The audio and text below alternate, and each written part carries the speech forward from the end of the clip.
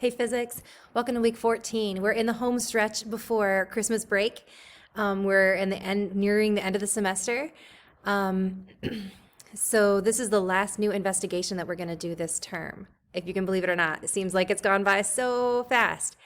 So the plan for this week is that we're going to start out by reviewing the periodic table and charged atoms. We're going to do a quick reading just to sum up what that, sum up basically that how to the concept of the periodic table and how it's basically organized. And then we're going to do some practice with it. We're going to do building an ion. We're going to do this simulation called building an ion in small groups, just a bunch of practice questions to get you really familiar with how atoms are structured and built, where the electrons are, their energy levels, things like that. And then there's a Google form in the afternoon.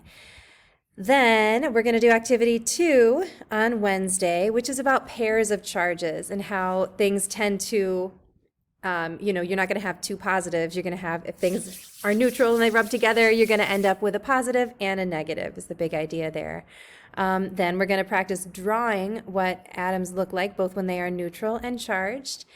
And that'll kind of sum up the week. It's going to be pretty easy.